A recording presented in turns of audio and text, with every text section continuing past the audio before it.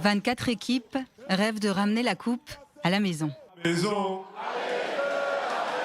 Le mondial féminin de football débute ce vendredi 7 juin avec en apothéose la finale qui aura lieu le 7 juillet au stade Groupama Stadium de Lyon qui affiche déjà complet. Pour cette 8e édition, toutes les équipes ont dû passer par les éliminatoires pour se qualifier, sauf la France, car elle organise l'événement. Le tournoi se déroule exactement comme la Coupe du Monde masculine.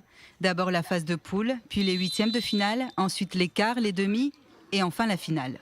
Les Bleus, qui n'ont jamais fait mieux qu'une demi-finale en Coupe du Monde, font partie des favorites cette année. Elles pourront, dans tous les cas, compter sur le soutien du public français. La majorité des places a déjà été vendue.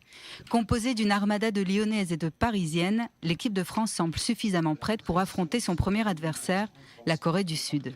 Je pense que c'est une énergie positive, c'est un rêve de pouvoir jouer un match de Coupe du Monde, mais en plus dans son pays. Et en même temps, on s'est bien préparé psychologiquement à vivre ce moment. Alors je pense qu'il y aura des réactions différentes, mais en tout cas, on fera 15 sur le terrain et puis on est prête à s'encourager. Cette année, 4 pays participent à cette 8e édition pour la première fois. Le Chili, l'Écosse, la Jamaïque et l'Afrique du Sud.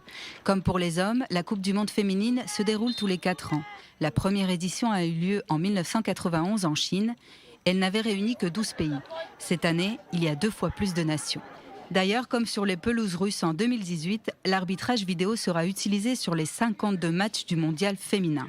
Et c'est une première. Depuis 1999, tous les matchs du mondial sont arbitrés par des femmes. C'est obligatoire. Pour les coachs, c'est différent. Moins de la moitié des équipes qui participent à ce mondial 2019 sont entraînées par des femmes. Et c'est par exemple le cas pour la France. Le coup de sifflet du premier match France-Corée du Sud, c'est ce soir. Alors, allez les Bleus!